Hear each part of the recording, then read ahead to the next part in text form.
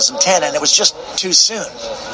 And I think that it suffered by comparison. I think there's also a rumor that they reshot the entire opening. Now, I like the opening of the reboot, but it does cast a pall over the film. Everyone is already tainted by Freddy. There's like a black cloud over the kids already, and I think you kind of need to meet the kids, meet the Fockers, meet the ElmStreet brats before they're sort of under the shadow of Freddy and haunted by Freddy. It's sort of, you need that before and after, that kind of happy-go-lucky ElmStreet brats before Freddy begins his cat and mouse with them all. And I think that ingredient was stepped on, that part of the design was sort of stepped on by their reshoots, which kind of set it deeper into the curse of Freddy by the time the movie began. All right, yeah, that was the Robert Englund interview. Yeah. Pretty cool. Yeah, right? it seems like he liked it. Well, at the same time, he kind of talks about where it kind of falls apart. Yeah. Yeah, but in a respectful way. Yeah, he wasn't bashing it or anything. But yeah. Do you want to do the Swan facts? Yeah. Let's jump into him. All right, cool. Rooney Mara actually hated working on this set so much that she considered quitting this profession. Really? After this film, for a while. Did they say why? No, they didn't say why. Okay. I'd like to hear. Perhaps maybe why. it was just like doing a horror. I don't think she'd really done like a scary film like this since. So maybe it was just that weird. She wasn't into it. Yeah. I don't know. I can see that. Or maybe she just didn't like where they took it or something. Yeah. I don't know. Moving on, Wes Craven was also not a fan of the reboot. Ooh. And they didn't even bother to come to him and kind of get like an okay. They just made this without his knowledge. Yeah, I could understand the kind of hate for it. You know, that's pretty much his baby. Yeah, definitely. And then not getting any type of... that's his hit, his bona fide hit. That's what kind of made him. But, I mean, for them not to even, go to the to the Godfather and ask for his blessing was kind of a stab in the back. At least the way I see it. Yeah, pretty strange. Yeah.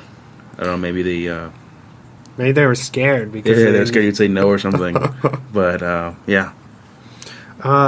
Next up, this was originally proposed as a prequel. Oh, okay. And they knocked that. I guess they dumped that idea. Oh, okay. Robert Englund gave Jackie permission to helm the role, as we heard in that interview. This broke the record for midnight openings for a horror film. Oh, wow. Okay, that's. Well, I mean, before you see the film, I could understand the excitement. Yeah, like, because you don't get like these big blockbuster horror films too often. So when they do come around, us as fans, I feel like we kind of, it doesn't matter if it's going to be good or bad. You just want to be there to witness it. Yeah. I guess Freddy's voice was digitally enhanced to help bring a supernatural presence to the character in this, which you can kind of hear. Yeah, I think. Billy Bob Thornton and Steve Buscemi were both considered for Freddy. Really? Oh, man, I couldn't picture those two at all. No, that would have been weird. Yeah. It's like one to... Oh, that's total opposites. That's weird. Most of the gags, like the gore and stuff, are all practical to kind of keep, the feel of the original. Yeah. Which is cool. This is the 8th highest grossing slasher of all time. Oh, wow. So, yeah, people were definitely excited by it. People saw it. Yep, they did. It made money. I think that's it.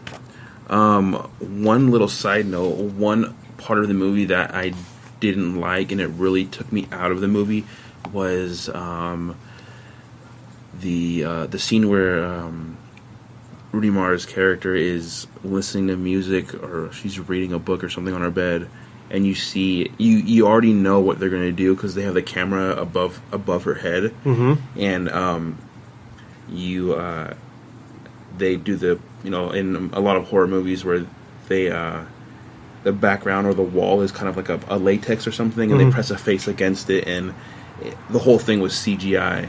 And that looked, all the other CGI that they had in that movie looked good, except for that one scene that really looked like crap to me. I mean, to me at least. Yeah, it just looks. It just didn't look. It looks painfully obvious that it's not really there. Yeah, I think it would have been better if they would have just had him push his hands or his face through the wall, and then. Or just not try to emulate that again. Yeah, because that's a big part of the original, and I feel like they took too many of those key moments of the original and put this in. And you can argue that was just to pay homage to the original and whatever, but I felt like.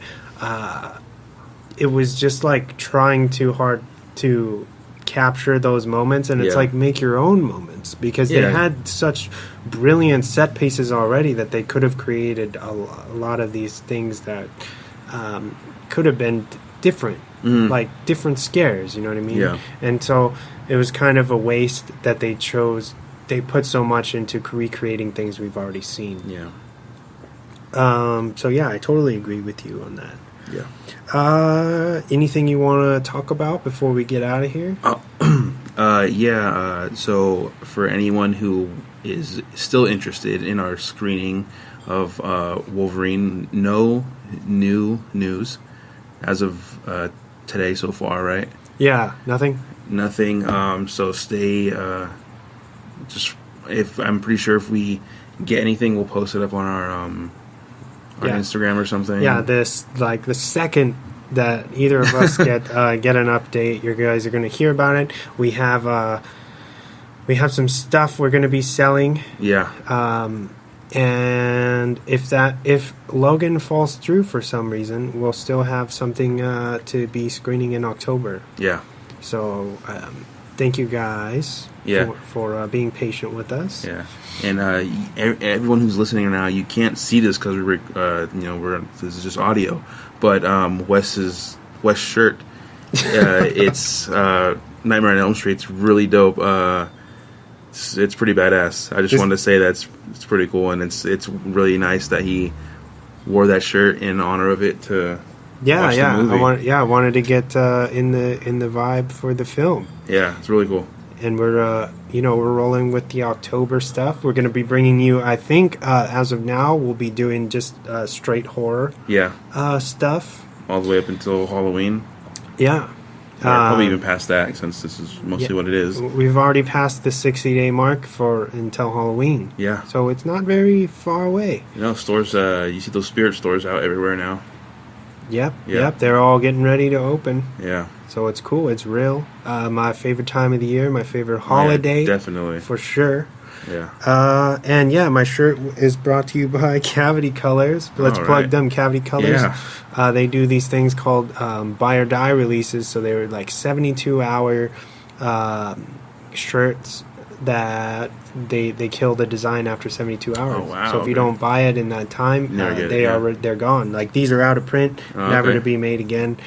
This one specifically is from Dream Warriors, which is part 3, I believe. Yeah. I think it's part 2. Yeah.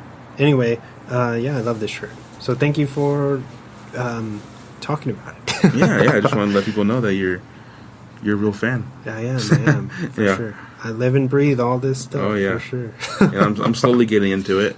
I wasn't a huge horror fan, but little by little, I'm getting into it. Yeah. And which is funny. The other day, I posted up a video on my Instagram that I was watching both the Conjuring movies, one after the other, and right before our podcast, I think it was. Yeah. And I just didn't know why I was watching those movies, just because I hate being scared, and man, those movies are really good. Yeah, I'm glad you like him, man. I love James Wan. I think he's one of the better directors we have right now, at least a younger dude that's just killing it right now. Yeah, man. and he's directing Aquaman.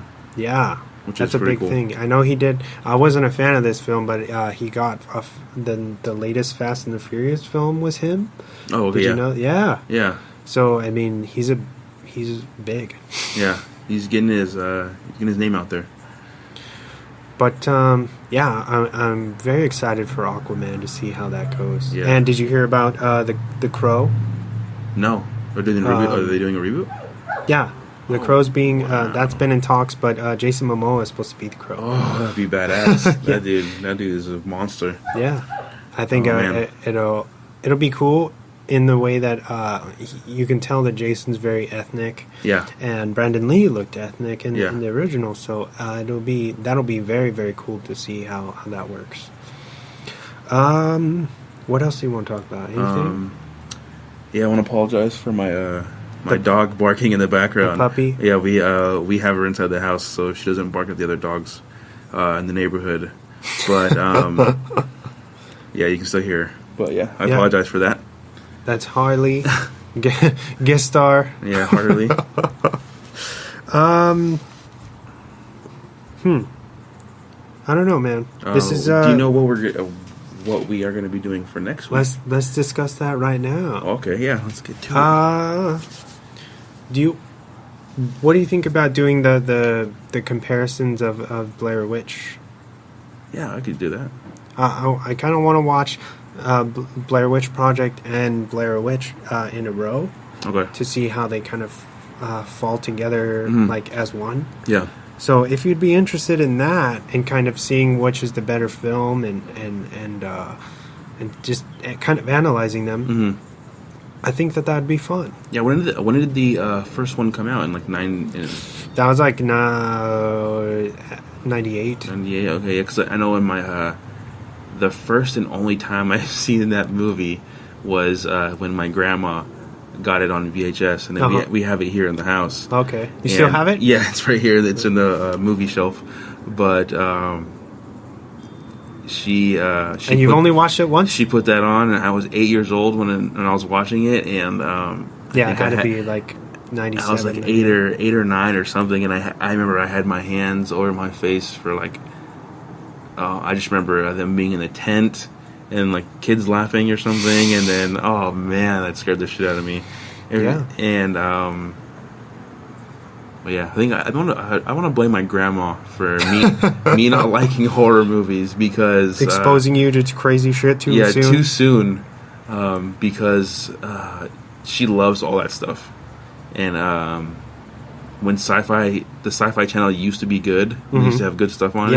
Yes. That's when it was at its peak. That's when she used to watch it, and I would always watch stuff with her, and everything that she watched scared the crap out of me. That's interesting because my grandmother's a horror hound too. Yeah, I don't know. Maybe it's just it's a grandma thing. It's a grandma thing. They just they get their rocks off with the horror, I guess. Yeah, she prefers horror movies or suspenseful movies like that. I think that's cool. Yeah, and my son is the total opposite.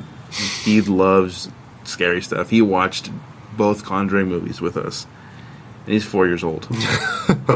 And he didn't flinch? No, he would watch it, and I mean he would put the pillow up to his face just so he could peek at the screen.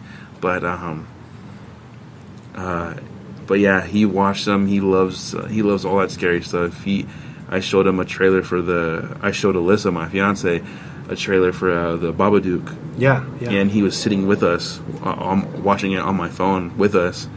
And I told her it was on Netflix, and then Jordan was like, "Oh, I want to see, I want to watch." But I think it's really funny that he is really into that stuff. Yeah. And he's into it probably more than I am, but I'm getting there. That's cool, man. Yeah. You've shown me a lot and opened me up to a lot of like comics and stuff that I don't know too. So I think this is cool that we've kind of like two worlds colliding. Yeah. I really dig it, and I feel like it gives us an excuse to hang out. Yeah, because that's what these are, kind of recorded hangouts. Yeah, basically that we're just sharing with people. And I'm just glad that we're gaining kind of a following. Yeah. And people are liking what we do. Definitely. Yeah, so I just hope that we can do a lot more of these episodes and keep this going. Oh yeah. Anything else? How are we going to sign off? Don't forget